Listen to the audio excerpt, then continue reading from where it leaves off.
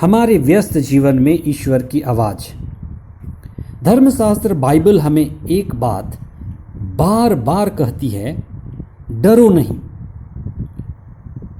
डर सभी के अंदर है, किसी में ज़्यादा और किसी में कम। पुनरुत्थान के बाद भी पुनर्जीवित ईसा यह कहते हुए अपने शिष्यों के बीच से आरोहित कर लिए गए कि दुनिया के अंत तक मैं सदा तुम्हारे साथ हूँ। हमारे बीच ईश्वर की उपस्थिति, हमारी अपनी असली पहचान और ईश्वर पर हमारा दृढ़ विश्वास हमें निडर बनाता है। 14वां सामान्य सप्ताह 10 जुलाई 2021 शनिवार। पहला पाठ उत्पत्ति ग्रंथ अध्याय 49 पद संख्याएं 29 से 33 तक, अध्याय 50 पद संख्याएं 15 से 26 तक। संत मत्ती का सुसमाचार अध्याय 10 पद संख्याएं 24 से 33 तक। आज हम इस विषय पर विशेष चिंतन करें कि मेरे अंदर कितना डर है, कि मैं कितना डरा हुआ रहता हूँ। कहा जाता है जो डर गया सो मर गया। हम डर को कैसे दूर करें? कब तक हम डरते रहेंगे?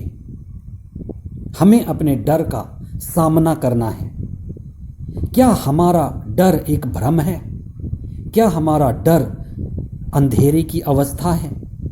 ईसा ने अपने शिष्यों को अपनी शिक्षा में उनकी असली पहचान दी कि वे आत्मा स्वरूप हैं, यानी पिता ईश्वर से संयुक्त हैं। ईश्वर उनका ख्याल रखता है।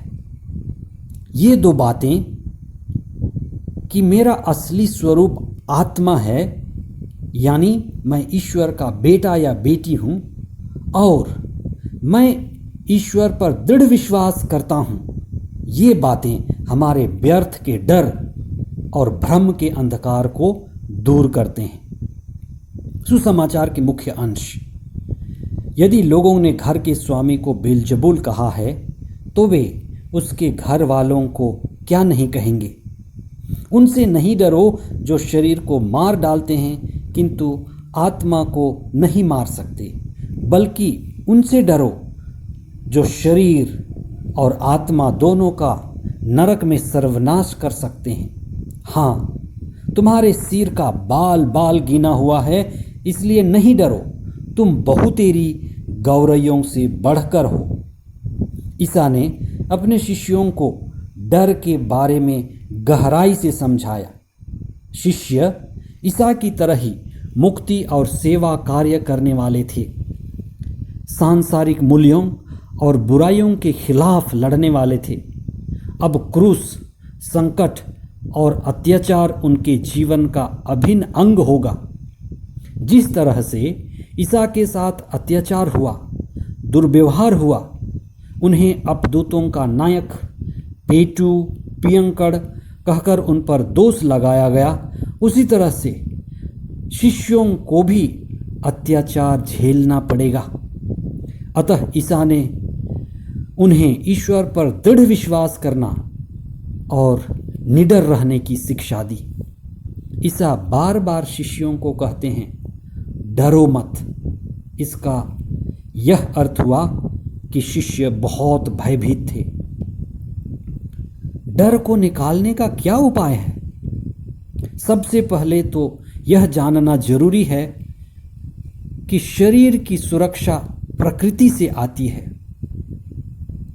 क्योंकि हम अपनी पहचान शरीर मात्र यानी प्रकृति से बनाते हैं। जो प्रकृति का हिस्सा है वो हमेशा परिवर्तनशील है और बहाववान है। जब तक हम शरीर, इंद्रिय और संसार से अपनी पहचान बनाएंगे तो डर बना ही रहेगा, क्योंकि शरीर का स्वभाव क्षणभंगुर है।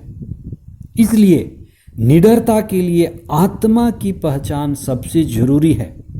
आत्मा की पहचान यह कि मैं शरीर और मन के आगे आत्मा स्वरूप हूँ, अजर हूँ, अमर हूँ, अमृत हूँ, अनंत हूँ। मृत्यु मेरा कुछ नहीं बिगाड़ सकता। यही हमें निडर बनाता है। आत्मा सत्य है, असली है और मृत्यु के आगे है। वही हमारा आधार है। ईसा ने आत्मा को नष्ट करने वाले से डरने को कहा। जैसे हमारा बेहोशी का जीवन, अचेत अवस्था में जीवन और विभिन्न पापमय अवस्था में जीते रहना, जिससे सभी प्रकार की बुराइयां पनपती हैं और हम ईश्वर से दूर होते हैं। असली डर हमें तब है जब हम शरीर मात्र, इंद्रिय मात्र और सांसारिक जीवन जी रहे हैं और ईश्वर से अलग थलग हैं। जोसेफ अपने भाइयों से, जिन्होंने उनके साथ बड़ा अन्याय और अत्याचार किया था, उन्हें क्षमा कर दिए और उनसे कहा, आपने मेरी बुराई करनी चाहिए, लेकिन ईश्वर उसे अच्छाई में बदल दिया। ईश्वर अच्छाई में वो उन चीज़ों को भी बदल देता है जो बुराई लगते हैं। ईश्वर पर हमारा दृढ़ विश्वास बना रहे, विशेष करके उन क्षणों में जब हम डरे होते हैं, पाप की अवस्था में होते हैं।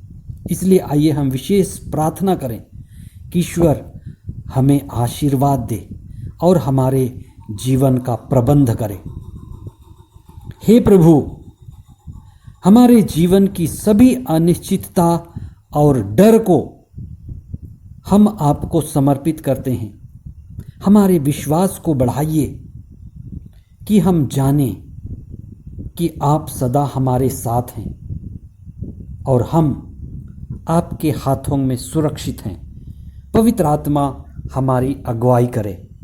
यह प्रार्थना हम करते हैं हमारे प्रभु ख्रिस्त के द्वारा। आमीन।